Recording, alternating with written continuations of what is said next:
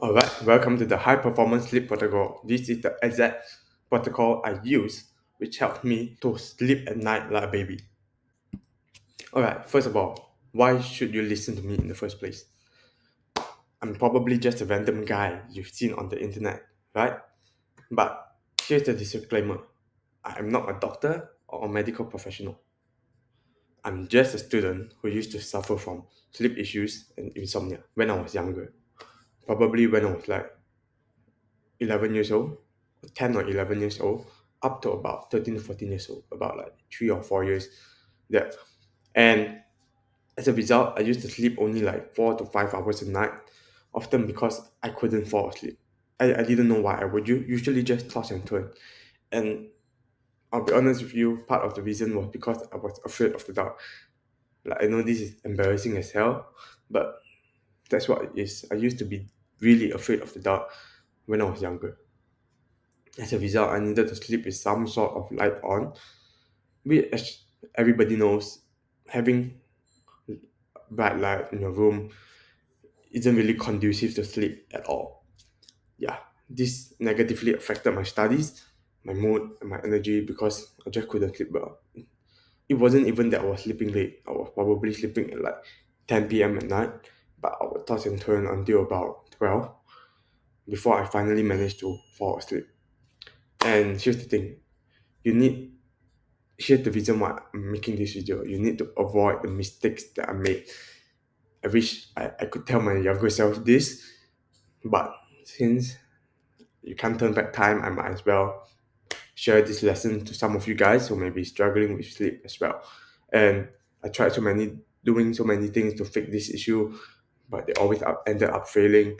I tried sleeping early and waking up early. Like I tried sleeping like 9 p.m. and waking up at like 5 p.m. stuff like that, and it really didn't work either. And but I always fell off the routine quickly, obviously, right? Like no way that's sustainable. Maybe you can do that for 5 days during the weekdays. But do you ever think you'll be able to do that on the weekend? Probably not, right? Because you want to go out, you want to have a dinner with your family, your friends, stuff like that. It's almost impossible. And I another mistake I made was like I ignored my lifestyle factors affecting my sleep, which I didn't know was affecting my sleep in the first place. And I didn't care about my diet. I didn't care about the fact that I was playing video games before sleeping. Yes, exactly. I didn't care about exercising at all. I wasn't like an athletic or fit guy. I just would laze around and just play video games, watch YouTube, and eat junk food all the time. And after struggling for years, up to about like 15 years old, 15 or 16 years old, I experimented with the protocol by doing some research. And it was like basically adding in different things I've seen on the internet, and I managed to finally start sleeping consistently 8 hours a day, sometimes even 10 hours. And it's not even about the time duration. Come on, like even if you sleep 10 hours a day, you could be tired, but I actually feel fully rested after. I felt energetic. It was amazing. And the best part is having good sleep. Obviously, I grew muscle quickly, helped me build an aesthetic physique. Right? Look at this. Look at this. Right? Help me build an aesthetic physique and it improved my skin and complexion. Just so you know, probably I'll show it up in the video here somewhere. I used to have terrible acne and my skin was terrible, but right now it's not perfect, but it's pretty okay, right? And most importantly, it also improved my mood and energy levels, which helped me to easily focus on my studies and get good grades for the first time in my life, right? I've always been like the C student, and well, having good sleep really did enable me to get into the higher tiers of grades I wouldn't have imagined before. And yeah, so what exactly are we going to be learning about today? Right? First of all, we'll be learning about why even bother about getting good sleep. Why? Right? The second thing is the biggest factor affecting your sleep. The third thing is the exact sleep protocol I use to sleep like a baby, which is basically what I do before I sleep and what I specifically avoid before I sleep. And finally, you should stick to the end to listen to this. And that is the secret behind getting good sleep that no one tells you about. Trust me. You can watch like Andrew Huberman's videos and stuff like that, all the biohackers. But no one is going to tell you these things that I'm going to tell you today in the last part. So take to the end. Okay, like first of all, why even bother getting good sleep, right? Why? Why should we bother about it in the first place? Because first of all, I mean, you guys know it repairs your muscle and tissues in your body, which is like, come on, if you want to build an aesthetic physique, you want to look good, look fit and stuff, you've got to repair your muscles, right? Which is super important for muscle growth.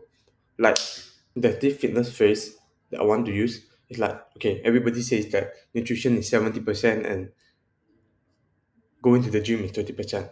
But I say the sleep is 100% because no matter how good your nutrition game or gym game is, like if you don't sleep well, you're probably hindering more than 50% of the progress you could have made. And yeah, secondly, it regulates like important hormones in your body, right? Such as leptin, ghrelin, testosterone, etc. And these are the exact hormones which affect your mood, your appetite, your stress, and so many other things. It's basically responsible for most of the many important functions in our body. Furthermore, it strengthens your memory, especially in rapid eye movement (REM), or also known as deep sleep, which, well, I mean, if you're currently studying or working right now, whatever, and this will actually help you improve your memory and help you perform better at whatever you do. This is the secret that all the top students used to study, trust me. And finally, this improves the immune system, well, which obviously fights against your infections, your inflammations, stuff like that. You don't want to be falling sick all the time, right? I suppose. So yeah, getting enough sleep will prevent you from falling sick often. It's that simple. Right. So moving on. What is the biggest factor affecting your sleep? That is your circadian rhythm. What is the circadian rhythm in the first place? Well, it is like an internal 24-hour clock in your body. It basically lets your body know when it's time to sleep and wake up. Simplified, right? But it also regulates a lot of your body function. And the main influence on your circadian rhythm is basically an external source of light, which could be mainly sunlight, especially, right? Because like bright light signals your brain to be alert. It basically tells you that, oh, it's daytime and we should be awake.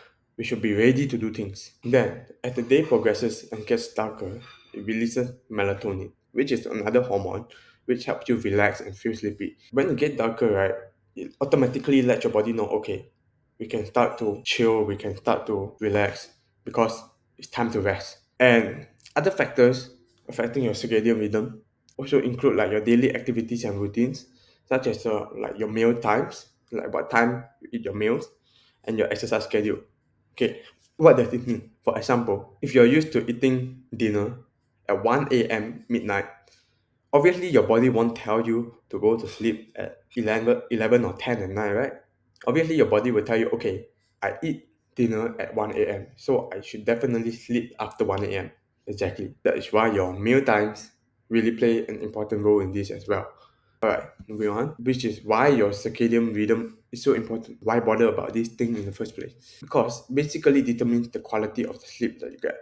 If it's in check, you will feel energetic, focused, and in a good mood.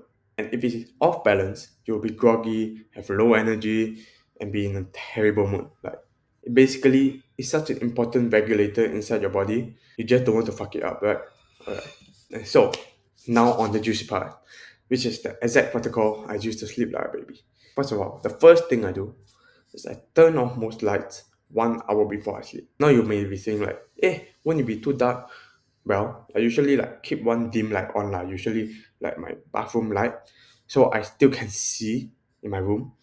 And if you absolutely need light, try to use a small lamp, right? I'm using it to for my video right now, but I'll show you something like this, like a small lamp like this. You can get this on like most online shopping websites. I got it on Shopee, which is available in my country. And yeah, it's pretty cheap. So just use small lamp like that and make sure to dim the brightness. But absolutely avoid like overhead lighting, right? Such as the lighting in your room, probably like let's say you have a light bulb on top of your room. Yeah, don't use that because like it mimics sunlight, which makes your body think it's still daytime. Because the light is shining above your head, you know how the sun is basically shining above your head, right? So our body automatically thinks that, okay, this light is from the top, so it's sunlight. That's our caveman instincts. So it negatively influences our circadian rhythm that way. So if you really need to use light, try to use the dim lamp or bathroom light. Or maybe you can also try using red or orange tinted lights instead of normal white lights, because it's much more soothing for the eyes, and studies show that if it doesn't affect our circadian rhythm that much compared to like typical normal blue light or white light. Yeah, so that's something you can keep in mind. Moving on, the second thing I do is I basically try to get sunlight the first thing in the morning, ideally 10 to 15 minutes of direct sunlight exposure. What that means is you walk outside your house, you let the sun hit your body, like your skin, your actual skin, 10 to 15 minutes. If you are in a rush, I mean, some of you guys are really busy and you have to get somewhere, 5 minutes will probably do the job. That's what I usually get anyway. Why get sunlight the first thing in the morning? Because it signals to your body that it's time to wake up. Remember, your circadian rhythm is influenced by external light exposure. What this does is helps you signal your circadian rhythm, okay, wake up time, and this will lead to your cortisol, which is a hormone, to rise. It's a stress hormone, but it's good in this situation to rise, basically alert your body to get energy, to wake up and to feel energized. This is so important, right? An easy hack I used to do is I basically fill up a 1 liter bottle of water and sip it as I stand in the sun. Yeah, it's basically like sunbathing, but for a short while, lah, right? And yeah, here's the thing: if you wake up before the sun rises, maybe some of you have to wake up like 6 in the morning or maybe 5 in the morning sometimes. It's definitely it's still not bright outside, right? You still try to expose yourself to as much light as possible. Maybe at home it's not as effective, right? Such as like looking at your screens and stuff, it's not as effective, but it's still better than not looking at light at all. And if you can, maybe 1 or 2 hours after you waking up, if the sun is out, try to get sunlight then as well. It's probably still fine, right? And here's the thing: you probably heard that blue light is bad for you everywhere on social media, right? Everyone talking about blue light affecting sleep and stuff. But in this instance, in the morning, blue light from screens is actually a good thing, because it signals to your brain that you should be awake and there is light, external source of light, which can help activate your awakeness as well. Yeah, so blue light from screens is a good thing in the morning. Of course, the best is like getting sunlight, but this is like still better than nothing. All right. So moving on to the third thing, which is you want to turn on night mode on all devices. Like, this includes all your screens, your phone, your laptop, your iPad, your TV, stuff like that. It's really simple. To enable it, you just go to settings and you search night light. I think about almost every device has it now.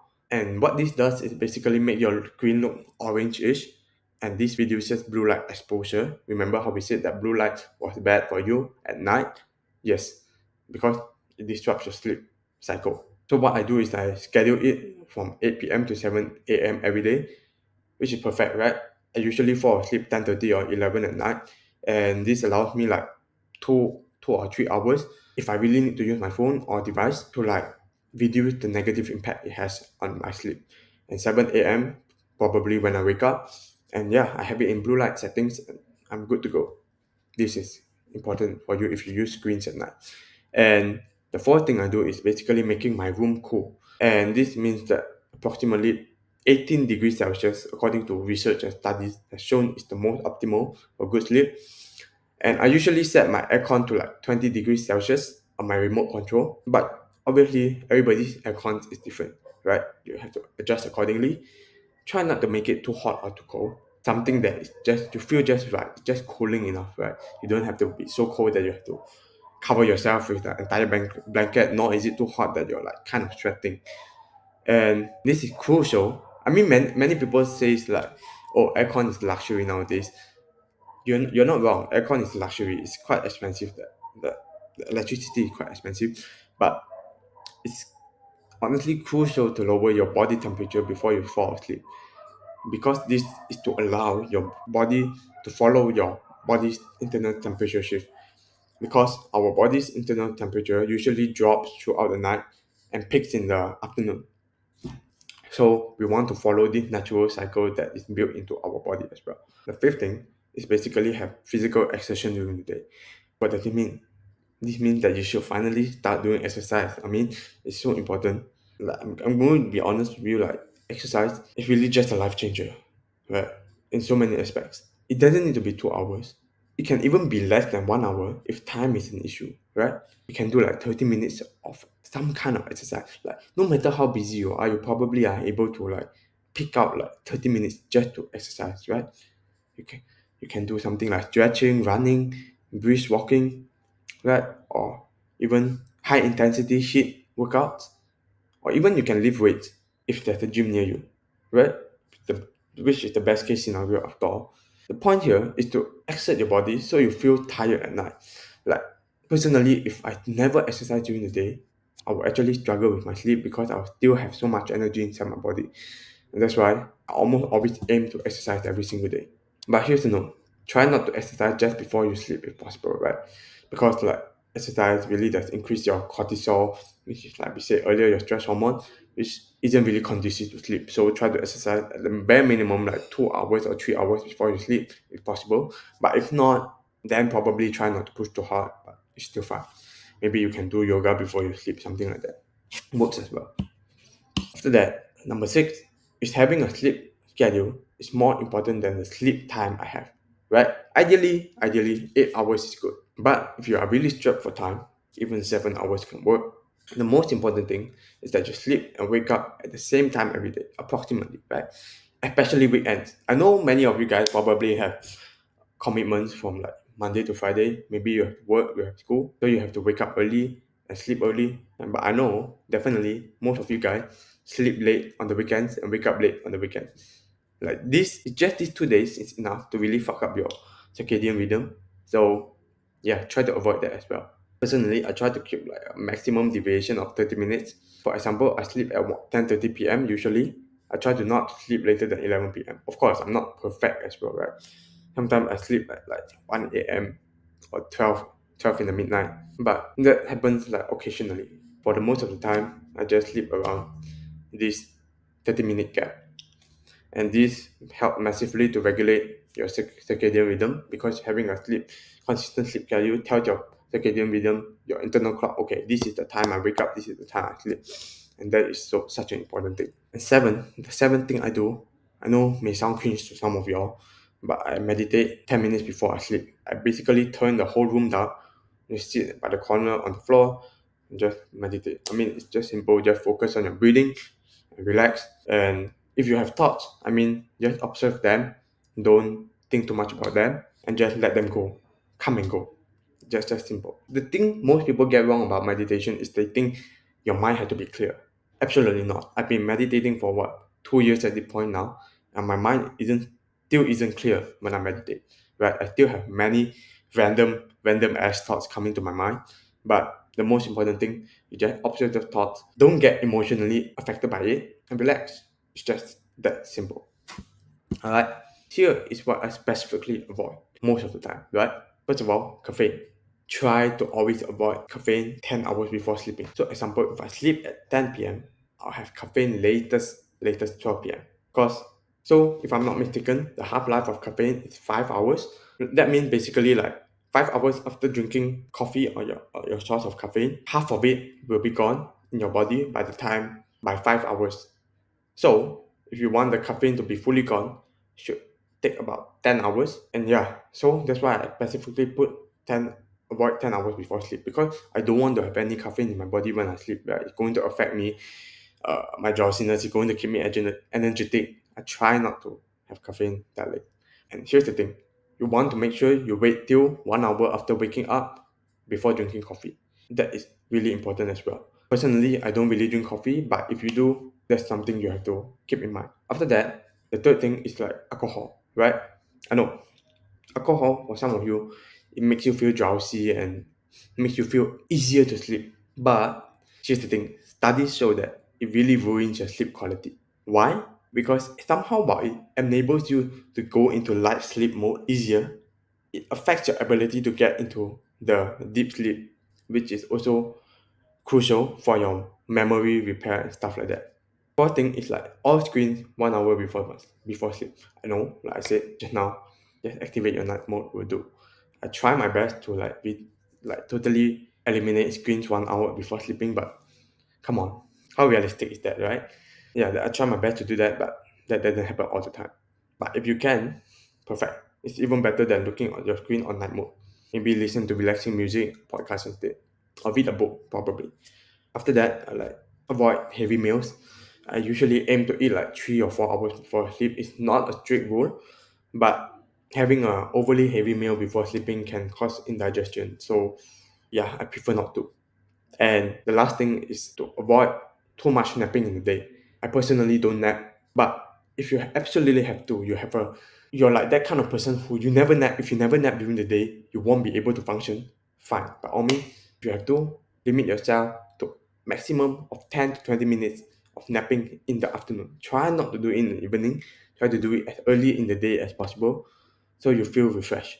But best case scenario, you don't need to nap. After all, if you get a perfect good night's sleep, why should you even nap in the first place? You should have sufficient energy to go through your day. Alright, here's the secret that no one tells you about sleeping well. I know some of you guys are so obsessed over trying to sleep, to optimize your sleep and sleep as well as possible. But here's the thing, no one has perfect sleep all the time. Not even those biohackers you see on like Instagram or YouTube, bro. There will be days where you have to stay up super late at night for some sort of reason or emergency. There will be days where you are too stressed to sleep. There will be days where you fuck up your sleep schedule completely. Like I'll be honest with you, last night I literally slept at like what 1:30 in the midnight because I had an event out. And does that mean that oh my sleep schedule is fucked? That like my circadian rhythm is totally out of whack? That I'm going to perform badly today? No. I woke up like almost at the same time today. I woke up like 8:30 today, this morning, and here I am recording this video for you guys. Because the most important thing is you don't allow those occasional bad sleep days to affect your mood and your energy and stuff like that. Come on, no. We have to somehow detach ourselves emotionally from this issue and just act rationally. Every person has shit sleep once in a while. The key is getting on back on track as soon as possible. Although last night, yes, I slept at about 1:30 in the midnight, you can bet your ass that tonight I'm going to sleep latest by 11. And you can bet that tomorrow I'm going to wake up like probably 7:30 or 8, which is basically the usual time I wake up in the first place. Always remember this. The most important thing, whenever you get off track, get back on track as soon as possible. Don't allow it to affect you. Don't say that, oh, it's gone. I maybe can continue to slack off and stuff like that. No, don't do that. It probably make it worse because momentum, right? Some people get so worried about having bad sleep that they end up stressing about it too much, which further affects their sleep, and it becomes like a vicious cycle. Basically, they have bad sleep, they stress too much, which causes them to have even worse sleep, which causes them to stress even more. It's a never-ending vicious cycle. I used to be that guy, but I've learned to detach my emotion from this and yeah, act logically in this situation. Maybe some of you might be saying, but Sean, I don't have enough time to sleep 7 hours, I'm like a very busy person, I have so many things to do. Which is true. I understand that I have the privilege to easily sleep more than 8 hours a day if I want to. But chances are you're spending a lot of time winding down at night, aren't you? And what does that mean? Probably watching Netflix, probably scrolling your phone for 1 to 2 hours before you sleep and having your downtime, right? I mean, just look at your screen time on your phone, right? Just open your settings and look at the screen time. It probably will tell you a lot about yourself and your screen habits and how much time you're spending there. But ultimately, the question really boils down to this. How important is having a good mood, being focused and energetic, and looking healthy to you? Exactly how important it is. Is it a worth it trade so you can have extra 1 to 2 hours to wind down and have some entertainment? Well, maybe for some of you it is, and I'm not going to judge you for it. By all means, go ahead. But only you can determine the value yourself. Yeah, that's it. Thank you for watching this full guide. And if this video was valuable to you, please subscribe and like my channel below. My YouTube is shannanliew. If you want to follow me on Instagram, you can follow me on shannanliew as well. If you want to ask me any question, feel free to drop a DM in my inbox and I'll try to respond to you as soon as possible.